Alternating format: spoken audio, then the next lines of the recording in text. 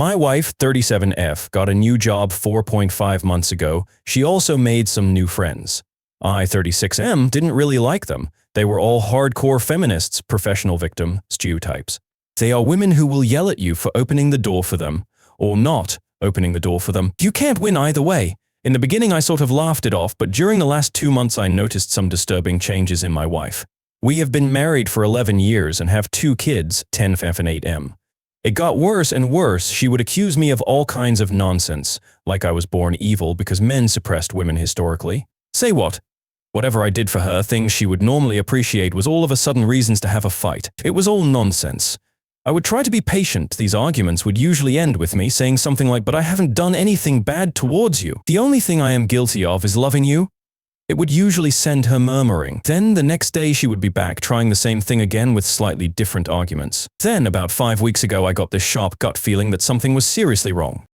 She came back late at night without telling me she would be back late. I couldn't reach her phone, she was rather drunk, and she acted distant and cold. The next day she would just be dismissive and tell me I was being controlling, that I read too much into things. This happened a few more times. I tried to snoop on her phone but didn't manage to find anything definite, but I suspected she had deleted a lot of her messages. So I did find a thread with one of her new friends. They were discussing how she would approach me asking me for an open relationship. I immediately knew what my instinct were telling me: she was cheating.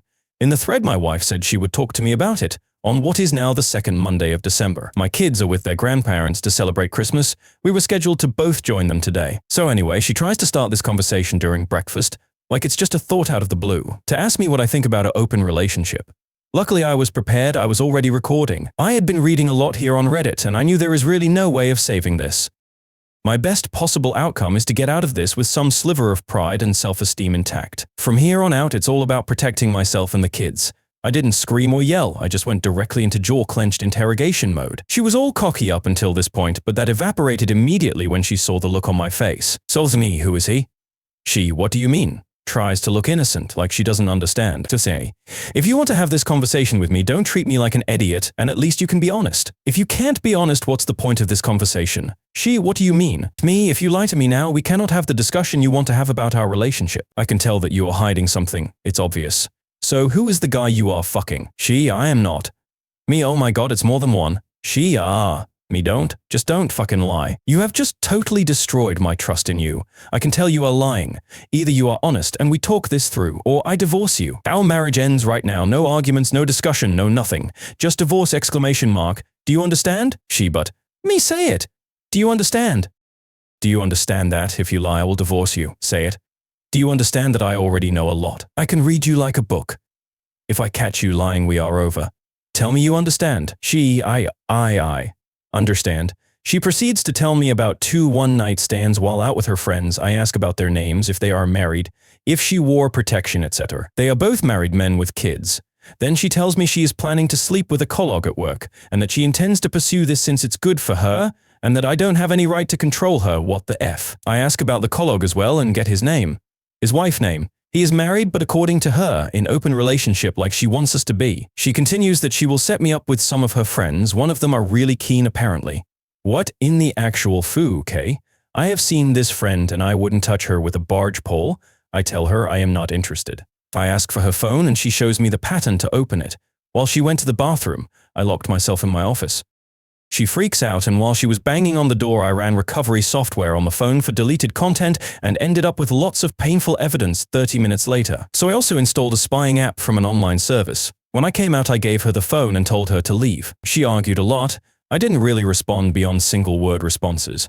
She didn't seem remorseful at all through all of this. She was yelling at me that I was acting controlling, holding her back like men always held women back. That I never loved her, that she had every right to do this, that she expected me to just accept this, that it wasn't a big deal. Heck, I didn't argue back. I hardly said a word actually. I just packed her stuff while she circled yelling at me. So I ended up at the front door where I just stood silently until she ran out of steam. In the end, she reluctantly went to her parents' house. On her way down the stair, I told her she was single now so she could do whatever she wanted. I wasn't controlling her anymore. My lawyer would be in touch in January. When she turned to respond, I just slammed and locked the door. I later watched as she discussed it with her friends. They were telling her how strong she was demanding what she was entitled to, how she deserved better than me, that it was empty threats from my side, that I wouldn't go through with it. You want to bet? But what really worried me was how they told her that if needed, she could just accuse me of domestic abuse. One of them explained how she had screwed over her ex-husband and taken everything from him by accusing him of abuse. I have ordered cameras to put up at my house now. I know now I have to record everything. I just couldn't believe what I was seeing. I have never ever threatened her in any way. Then she started messaging her AP to meet up. They agreed to meet at a hotel. I was absolutely stunned. I went online trying to find the AP's wife. It didn't take long. I got her to accept me as a friend on Facebook, and I told her everything, including the ongoing activity at the hotel. She thanked me and hung up. A few hours later, I got a video from her. She went to the motel and confronted them. From the screaming, this wasn't the first time her husband had cheated. You effing asshole. Do you do this to me again? To the kids again? I told you we were over if you ever did this again. So you hash currency % currency, and she walked into the room and filmed my wife getting dressed on the edge of the bed. I threw up when I saw that the first time. The AP's wife slapped her and cursed her out. I sent a message to my wife telling her that I saw the video from the hotel and that I never want her near me ever again. It's like she sees our interaction as some sort of pissing competition, where she in her mind is winning. She's totally delusional. I can't understand any of it. It's like she isn't connected to reality. Like she doesn't really understand that we are divorcing. I logged on to my wife's family WhatsApp group and informed them that we are divorcing due to infidelity. I thanked them for making me feel welcome and part of family before disconnecting from the group. I have received a few calls and messages from her side, but I haven't read them or responded. I just don't have the energy for it. I called my parents and told them everything. My father messaged my wife that she wouldn't be welcome for Christmas. I am at my parents' now and I have talked to my boss. He is giving me time off until mid-January to sort my things out. I have been monitoring my wife's increasingly frantic discussions with her new friends. I don't think it's dawned on my wife that she has lost her family, that her marriage is over, and that her new friends and her AP don't really give a shit about her. She has sent me many messages, and she showed up at my parents' house demanding to be allowed to celebrate Christmas with us. Father threatened to call the police if she didn't leave. Now I am Googling divorce lawyers, crying my soul out. So I think I have been in shock, but the pain has hit me hard since I got to my parents' house. I just can't make any sense of it. It just gives me so much pain to read their chats and interact with her. I have only responded twice to her messages. 1.me, it doesn't matter what you say, I don't know who you are. You are not my wife. My wife would never destroy my heart and soul while smiling. We will get a divorce. I don't care what you say or what you want. You have no influence or right to demand anything from me ever again. We are over. 2.me, like I said, you are not my wife. I don't know you. My wife would never condemn our children to the pain and suffering of growing up in a broken home. You, whoever you are, seem to be proud of what you have done. My wife was loving, caring, considerate, my best friend. You are a self-obsessed, self-absorbed abomination. The messages stopped after the last one. The pain is absolutely unbearable at times. I wish this never happened. I wish I could get back with her like before, but I just can't do that to myself. This is the worst Christmas ever. I couldn't help myself, but I explained to the kids that mommy doesn't want to be a family anymore. She wants to be with other men and that we will get divorced. They are naturally distraught. Luckily, my mom and dad are here to help. They shower them with love and affection while I am an absolute mess. I will try to get back on my feet for my kids' sake, but I am not going back to her ever. I wish I waited until after Christmas so I could get them straight into counseling. I don't know what happened. I just blurted it out when they asked about when their mother would come. I would never be able to look at myself in the mirror if I went back to her. The level of disrespect and callousness in her behavior is unforgivable. I am lost. I just don't get it. So why is it that she expects she can demand anything from me at this point? Is she mentally ill or something? Sorry about the incoherent rant, I just needed to get this out.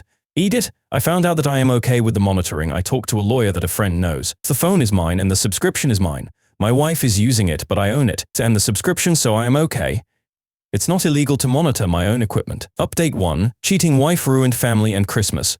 Why does she expect me to be okay with her behavior? So a lot has happened since I last posted. A lot has happened.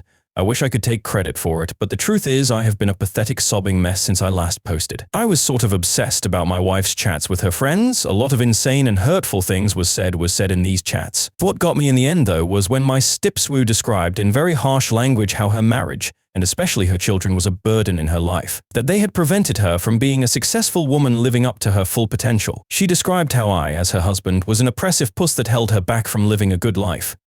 Her family was the reason she didn't have a successful career, loads of casual sex, etc. So I just broke. I couldn't handle it. I spent the next 30-ish hours reading and rereading every line of emails and chats I had over and over and over again. On reflection, she didn't provide any details on how we actually were burdens or oppressors. It's just good blanket statements, no examples or supporting arguments. In fact, I have never stopped her from doing anything. I pay for almost everything. The minimum wage she collects from her part-time job wouldn't be enough to support anyone actually. I have supported her hobbies, dreams, and aspirations, even when she did stupid F in class after stupid F in class that she would always drop out of halfway through. So I made sure to show her I love her every day and appreciate everything she did for the family. So I would romance her, take her out, be there for her whenever she needed me. I mean, if this is oppression, I would like some oppressions, please. Anyway, I digress. At some point reading, I just passed out. When I got up, my 3 best friends was in the kitchen with my dad making dinner. I know these guys since I was a child. Let's call them Mike, Bob, and Frank. My dad had invited them and brought them up to speed. I soon broke down again and I was completely out of it until Friday evening. Mike is ex-military. He lost his left arm below the elbow. We were actually all there for him when he was in recovery and his wife bailed on him. So luckily they didn't have any children. Mike has adopted 2 kids and got a very nice girlfriend a few years ago, so he did okay. He set up a Zoom call with his counselor that helped him when he went through recovery. He helped me a lot to understand what was happening with me emotionally. Even though he specialized in amputees, he told me how most wives sadly bail when their husbands are injured. And his stories and examples helped me a lot actually.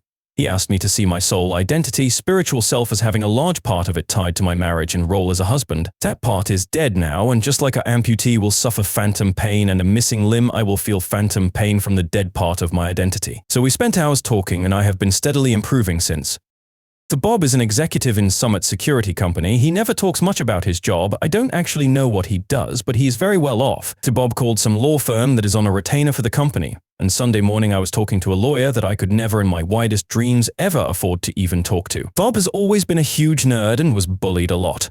He told me not to worry about the bill, he would cover it. He was happy to finally be able to repay me for the beatings I frequently took for him interfering with his bullies. Frank is a teacher in a private school for kids and is married with 7 children. Yes, that's right, 7. My kids just love him too, and the rest of his family to death. Frank has been making sure my kids are okay and cared for while I get back on my feet and get my ducks in a row. Yesterday was a very hectic day. It started with STD screening early in the morning. The BI-H gave me chlamydia, another screen in 6 months, F and %e currency hash. My self-pity party switched to pure F in anger when I found out. That's it for me, glows off. Full custody. I will give her nothing if I can get away with it. The lawyer managed to track down the ex-husband of my wife's feminist friend that bragged about how she screwed him over. It was apparently very easy via the court documents. I wouldn't even have thought about that. I talked to him on WhatsApp. He thanked me a lot, but he also told me about everything this harpy did to him. Now I know what to expect from my STD ex-squew. It was sickening. I was ready for a fight. After our chat, I am preparing for war. It was heartbreaking hearing how he had been homeless, and how he hardly had seen his kids in 4 years, all based on his ex-wife's lies. I accept how I am at a disadvantage as a man in the court system, so I will make sure I have tons of evidence.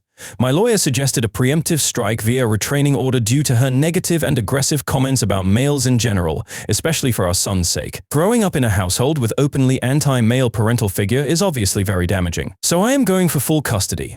I told the lawyer to go ahead. She expects her to be served the restraining order today. I had a call with my STDX1 Zoom. Keep in mind that she hasn't reached out to me at all since she showed up at the door to argue with my dad. She hasn't reached out to the kids or anyone else either, so it's not like she cares about any of us. The call was absolutely bizarre. She was all made up with a massive cleavage. It was obvious she was trying to look her absolute best. I haven't seen her that dolled up for years. Throughout the entire conversation, she tried to bait me into a fight to get me angry. I managed to keep cool. My lawyer had told me what to ask for. Apparently, it's very positive if attempts are made for an amicable divorce prior to filing for a constant divorce. I was recorded. I even told her I was. Still, STD geeks didn't disappoint. She started out with this absurd statement about how there are 2 types of penises, one that is roughly the same size whether it's erect or not, and the other type that shrinks and grows based upon whether it's erect or not. What in the actual? Who opens a call with their husband like that? Then she mused about how she was looking forward to the end of the current restrictions so she could go out and investigate this more in person. I simply responded that I wasn't interested in her hobbies, that I was only interested in discussing our divorce. She got openly hostile when I didn't take the bait and get angry like she wanted. At one point she told me she was going to the bathroom and muted herself. Then I watched as she conferred with her friends about what she could do with me. She cursed me out for nothing more than being a man several times. Throughout the call, I still had this strange feeling that she was seeing this as some form of game, that she was in control and that I had no other option than to put up and shut up and give in to anything she wants. We made zero progress on our actual divorce, so I concluded that okay, fine, a contested divorce it is then. 2. You gave me chlamydia, and unlike you, I haven't been sleeping with anyone else, so you better get yourself to the clinic. She just frowned at me like, you're right, I don't believe you. I seriously have no idea at all what is going on with her. And at this point, I no longer care. So I sent the recording to the lawyer, and she was shocked to say the least. Everyone thinks my wife is insane at this point. Maybe she is. Since I own her phone and the subscription, I can actually use the chat logs as well in court. Turns out it's fully legal to monitor my own device as much as I want. After our call, there was frantic discussion between the harpies, but I could finally put it aside. I no longer care what they talk about. Lawyer is confident we will win this thing unless there is something I haven't told them about. So there we are, it still hurts, but I can treat it as phantom pain at this point. I have abandoned feeling sorry for myself and I am going for the jugular. No prisoners. I need to protect myself and my kids. I am good. My kids will be fine. I will make sure they get therapy as much as they want. My steps will soon be a distant memory and I will start building a new better life. Edit. Found out today that she knew about the chlamydia and got treatment but didn't tell me. Bit H, F key, she was joking and laughing with her new friends about it. FK. Update 2. Cheating wife ruined family and Christmas. Why does she expect me to be okay with her behavior? I get a lot of feedback like I am strong or winning in some way or somehow getting out on top. Rereading my posts, I can see that my anger towards the situation filters through and I could seem defiant and sure of myself. Truth is, I am not. I wish this never happened. I wish my family was still intact, and that I had a long, lazy, comfortable life ahead of me with my wife as the kids grow and start their own lives. No one is the winner here. My wife has gone off the rails and the entire train is burning in the ditch. I don't know what is wrong with her. She refuses to see a medical professionals for possible mental issues, and she is acting like nothing is wrong. Still, she shows no remorse or regret. She acts like I am unreasonable for not just accepting whatever she wants, and she has hardly even talked to the kids since D-Day. I am divorcing her, taking action and moving forward with separating our lives because I have to. Her behavior has left me no choice.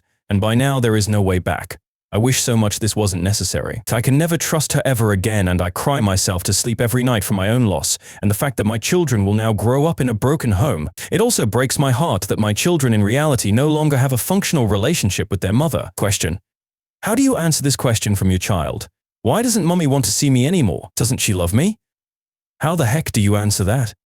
If anyone knows, please let me know because I sure as hell don't. Every day I wake up and tell myself that my heart is already smashed into so many broken pieces that it can't possibly break anymore. For only to be proven wrong all day, every day. My wife still doesn't know that I can monitor her communications or she doesn't care. She is 100% convinced that I will never leave her and that my reaction to her behavior is totally unjustified. She keeps talking badly to her friends about me, our marriage, and our children. So I don't understand why she hates us so much. We haven't done any of the things she accuses us of doing to her friends. As I mentioned before, my lawyer won a temporary restraining order against her.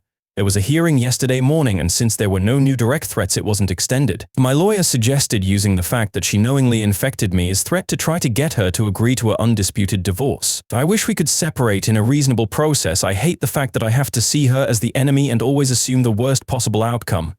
So if she wanted to leave me, I would be able to live with that, but why force me into this extremely adversarial process? Why does she do her best to hurt the people that used to love her as much as possible in the process? So what possible gains can she have from this? I would appreciate any insight on this. It just doesn't make any sense to me. If I go to court, I will probably have to pay her a lump sum for the equity in our house, etc. I will probably not be liable for alimony, and since she doesn't show any interest in the kids, I am hopeful I will win custody of them if it goes to court. So anyway, my lawyer suggested we try to get her agreement for an amicable divorce. I agreed, and we will meet with my stepsue and her representative hopefully this week. So the ex-husband that was defrauded by the lying harpy spends New Year's Eve with me and the kids. The injustice of the justice system against fathers is just incredible. Now, I have no delusions of receiving a fair process if we go to court. His ex lied her head off and the court just took it as fact. No proof whatsoever. He has hardly seen his children since he has been forced to pay unreasonable amounts of alimony and child support, and it's pretty much broken him. He has been contemplating ending things permanently. With the new evidence he gets from me, he has renewed hope. We both talk to my lawyer. She suggests he sits on the evidence until the meeting with my wife and her counsel. If he takes action now, it will show our hand that we have access to all their communications. My lawyer's goal is to divorce me and my wife as soon as possible, as smoothly as possible. For right now, I just hope I can get away from her. If she decides to fight, it can drag on for a long, long time. It's stressing me out. I just need to get free. I will post an update if I get a meeting, or if we go directly to a disputed process in court. Update 3. Cheating wife ruined family and Christmas. Why does she expect me to be okay with her behavior? Sadly, the bizarre situation continues. The meeting with my lawyer and my stip squaw was yesterday afternoon. She showed up 30 minutes late. She didn't bring a lawyer, and she claimed she doesn't have or need one. So instead she brought one of her new harpy friends. Censored until after hearing. My lawyer had given me very strict instructions on how to behave. I was not to react to anything they said in a negative way. If they addressed me, I was to respond in a non-confrontational manner or positively if I could. If my lawyer put one of both of her hands flat on the table, I needed to keep my mouth completely mouth-kraut. So they show up late. No masks, of course. The harpy, censored, tries to insult me and wind me up in any way she can think of. Specs boss does the same. My lawyer is trying to get the discussion going on the subject at hand, our divorce. But they are just joking around. They laughed at their own insults towards me a lot. It was real cringe to watch. It's clear now my wife still believes this is all a rouse, that there is no way I can divorce her. In her mind, only she can divorce me, and only if she wants to. If she does, she will get everything.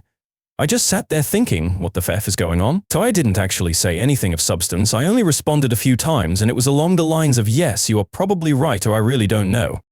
Finally, they ran a bit out of steam. My lawyer got the word and started putting forward the proposed settlement for an amicable divorce. One of the first things she said was that I was willing to be generous for a quick, peaceful resolution, that I would pay her a large lump sum of $60,000 for the equity in the house investments, etc. My lawyer didn't even finish this sentence before my stepsco got all exited together with her harpy friend. Nudged on by the horrific-looking harpy next to her, Specs wanted to know where to sign. My lawyer asked several times if my stepsco didn't want to go over the rest of the agreement first, but no, Stex wanted to sign right away. She started talking about when she could expect to receive the money and that they needed to get to the pub. So my lawyer calls someone in, whispers something to them, and there was a flurry of activity. The older woman asked for our identity documents and we are asked to sign to copies. When we were done, the old lady stamped it and I later found out that she was a notary. My lawyer, almost standing on the palm of her hand at this point, thanked my steps when the harpy and told them we were done. They left and my wife didn't even bring her copy of the agreement with her. She left it on the table. My lawyer looked at her flat hands and at me. She obviously didn't want me to say anything while they were in the building. When we could see them crossing the parking lot, my lawyer looked at me and said congratulations. Then she spoke at length about how this was the strangest session she ever had for a negotiated divorce. She told me she would send my STBXW's copy after we do a hearing in front of the judge, or if she gets a lawyer that asks for it. Until then, it's forgotten in my lawyer's drawer.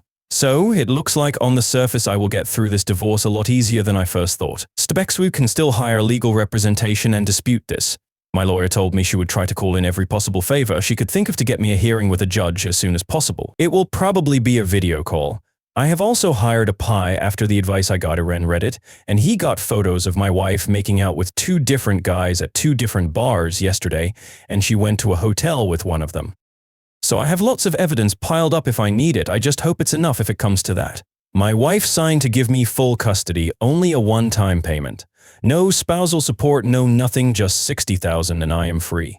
Now I just got to find the money. I got a plan. And Bob offered to front me the entire amount if need be. So I still don't feel like this is real. I fully expect her to pull here as my aggressive lawyer, and I am accusing you of molesting the kids and domestic abuse out of her hat. The lawyer told me to keep a very low profile, pay for everything I normally pay for, and don't rock the boat in any way at all. The advice is, don't talk to anyone we both know. Just sit still and wait. Don't respond to anything. Basically zero initiative until the hearing. So now all I need to do is to be patient and hope for the best. Update 4. Cheating wife ruined family and Christmas. Why does she expect me to be okay with her behavior? So, yesterday was the hearing. I am basically divorced. So it will take 4 to 6 months for the paperwork to be official, but at this point there is basically nothing anyone can do to change the outcome. The only option is if me and my wife together stop it. I am so tired. I haven't slept in I don't know how many days, so if I'm a bit all over the place, I'm sorry. I just need to get this all out. I need to vent. Hopefully I can get some sleep after I type it out. So my awesome lawyer got me an early hearing, just 12 days after submitting the paperwork. No doubt she called in some favors on this one. I am getting off track. From the weekend up until today has been insane. Friday morning, a whole bunch of police officers knocked at my door with a warrant to search the house. I was very confused. I was worried about the kids, so I asked if I could bring the kids outside while they did their search. Thankfully, they agreed to that. They didn't really tell me much, but I did get a copy of the warrant. I was so shaken up I couldn't really make any sense of it. I guess everyone that said that my ex-wife's behavior was probably drug-related, it's safe to say that is at least a factor in this. The cops set about completely trashing my house. I called my lawyer and she talked to them, but the warrant was valid, so there wasn't anything that could be done at the time. I didn't think about it when it happened, but I have cameras everywhere now in case I get wrongfully accused. I have video and sound of everything. I could possibly make a claim later if I want to. To be honest, I don't really know if I have the energy or will for that. Maybe I just put a line over it and move on. I didn't know it then, but X and her 3 harpy friends drove my car while high and drunk and crashed into a house at high speed. They were all arrested, all of them drunk, and they all had drugs in and on their body. So they were pretty roughed up by the crash. The one in the passenger seat is in critical condition. They don't know if she will even make it. The lead harpy, let's call her Henrietta. She is the one that bragged about screwing over and lying about her ex-husband in court. Let's call her ex-husband Henry. Me and Henry have become really good friends. I'll get back to him. Thankfully, they didn't find anything from the search. I gave my statement that my ex doesn't live here anymore. She lives with her parents. I don't know what she is doing. No, I didn't give Henrietta permission to drive my car, etc. So when I got back in the house, I just broke down. Everything was completely trashed. It was just the last straw, I guess. The only thing I could think of was to call my dad, who brought me and the kids home to stay with my mom. Dad then got a whole group together, 26 friends and relatives. While I was sobbing on the back porch, eating my mom's amazing comfort food, feeling sorry for myself, they completely cleaned and fixed my entire house. They did every single room, clothes, dishes, furniture, even washing the ceiling and walls. It's never been this clean. They even fixed all the little things like loose door handles, etc. I just couldn't believe they would do such a thing for me. I have no idea how I can ever repay them. I went from suicidal to feeling pretty good over the weekend thanks to them. Cops found more drugs at Henrietta's house and her boyfriend wasn't there. No babysitter either, just the kids alone. The kids were taken by Seeps and Henri won temporary emergency custody Saturday after showing the judge the chat logs. Combined with the abandonment and piles of drugs thing, he got custody without much difficulty. Ferrari is over the moon happy. He has hardly seen his kids the last 5 years. He had been raising money to fight Henrietta in court when this happened. He still needs to go to court to make it permanent, but the odds are really good as point. Everybody thinks Henrietta will have to serve time. If her friend doesn't make it, probably serious time. After that, he will try for child support and compensation for all the crap Henrietta did. He isn't expecting much on this though. And to be honest, I think he doesn't want to waste his time fighting in court. So he wants to be with his kids and make sure they have a good life. It's pretty clear that Henrietta has been very neglectful towards them. So he's been a champ and set Henri up in a rental apartment through a friend. I have come to realize that I know practically nothing about Bob's private or professional life. I intend to remedy that. Anyway, I'm off track again. Henrietta was at the wheel when she drove off the road and into a house. They were all pretty banged up, and due to the situation, the alcohol and the drugs, search warrants were issued for everyone's residence. X is still registered with her residence at my house. I decided on Sunday that I am selling this house and moving away ASAP. So I am afraid this will probably happen again. On Sunday, I get a call from her parents. Their house got searched as well. They had visited their daughter in jail on Saturday and they no longer trust anything she tells them. So long story short, they came over to talk on Sunday and it turns out she has been lying to them about everything. The night she has been out partying and cheating, she told them that she was staying with me and we were trying to work things out. They had no idea what was actually going on or what she has done to me and the kids. They knew she cheated, but they believed it was a one-time drunken mistake. That's basically what she told them. On Monday, my wife calls me to try to get me to post bail. It's $15,000 and her parent have already told her no. After talking to my lawyer, she made some papers that the bail is subtracted from the settlement until she shows in court and the bail is released. The agreement included her mother as the custodial of the remaining amount. My lawyer didn't want my wife to have any excuse for not attending the hearing. That's why she wanted me to get her out. X didn't really have a choice and she signed. She was released Monday afternoon.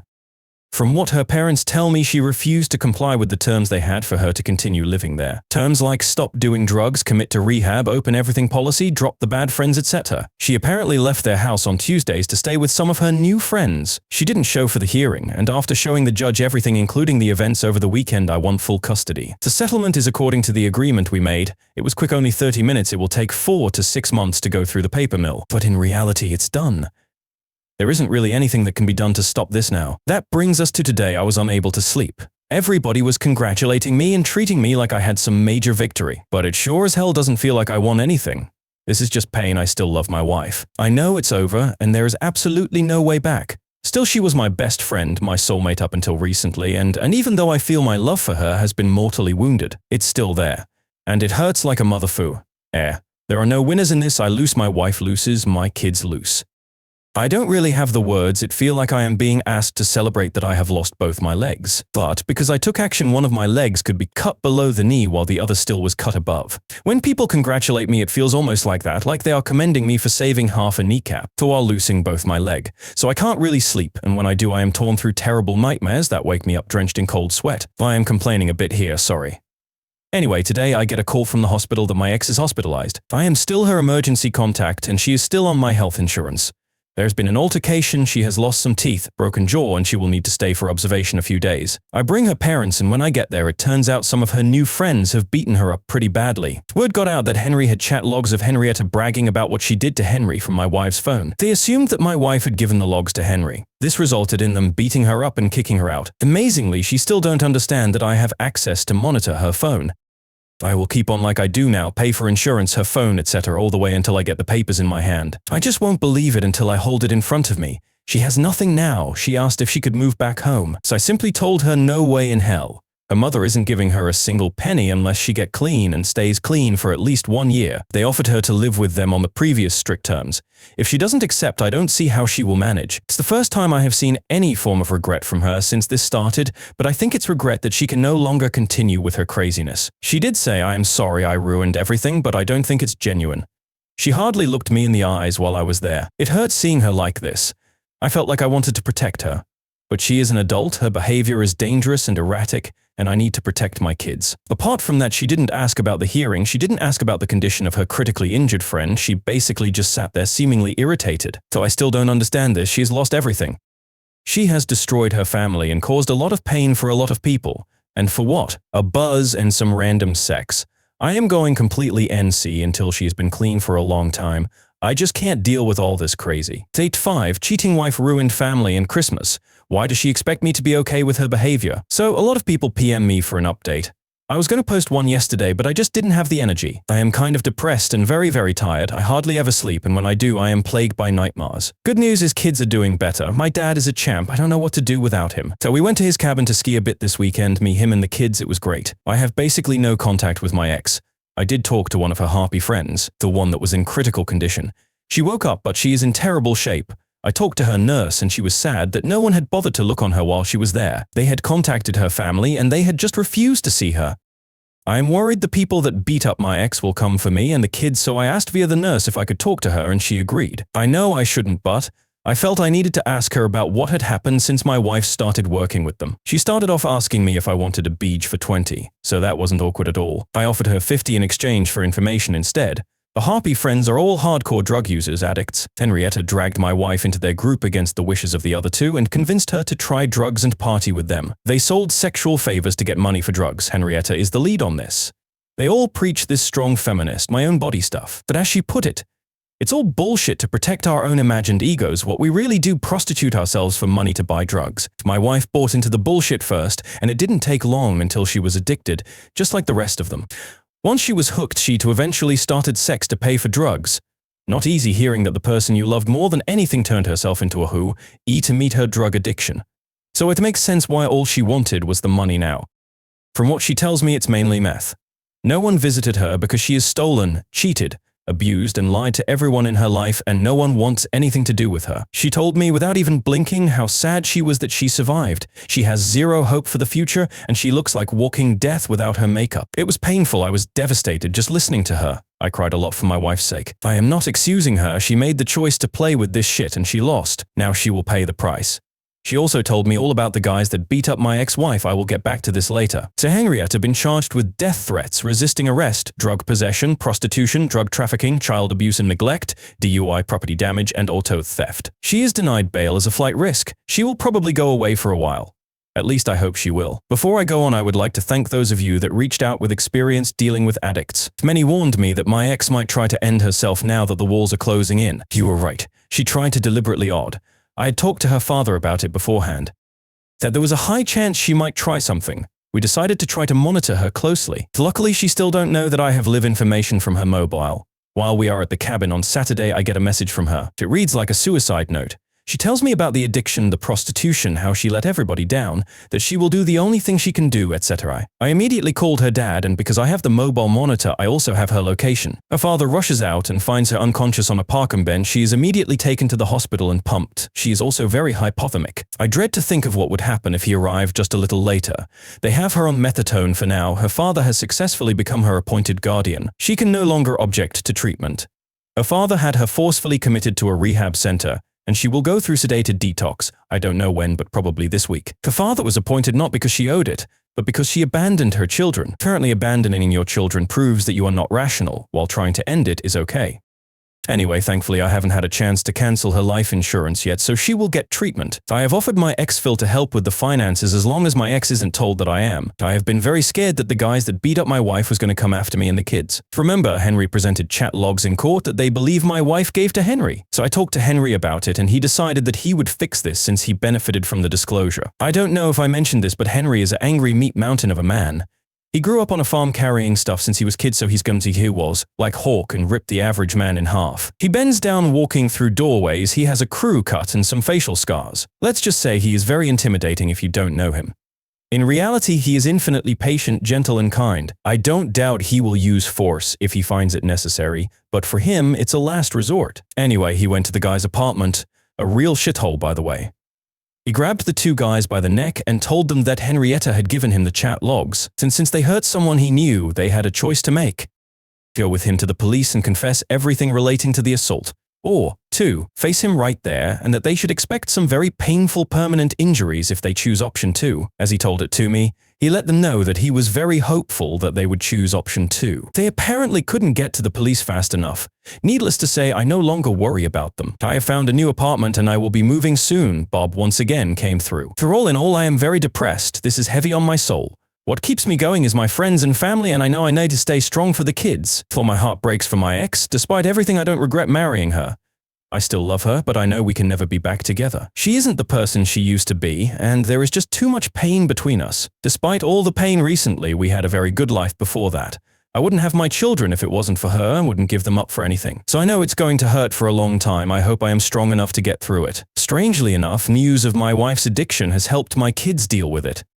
It's much easier to talk about how mommy is sick, and it's going to take a long time for her to get well. She still loves them, etc. Right now, I am sad and tired. Henry is here with his kids. We are going to watch Madagascar 3, I think. I am trying to make as many good new memories as possible. Henry is doing the same, and his and my kids look like they are doing a lot better now. I think we will be okay. Thank you everyone for all your help. This will be my last post here, I think. So last update, cheating wife ruined family and Christmas. Why does she expect me to be okay with her behavior? Ex passed away, odd while in rehab. We don't know how she even got the drugs. She must have taken them while inside somehow, but no one actually knows how. So one doctor speculates that she has swallowed a bag or something and that it burst. I won't be posting any more or answering comments. Next story, I, 29-year-old female, have been married to my husband Liam, 31-year-old male, for 4 years, and we don't have any kids due to complications in my fallopian tube. Last month, I felt some lumps in my breasts and rushed to the hospital only to discover that those lumps were non-malignant tumors.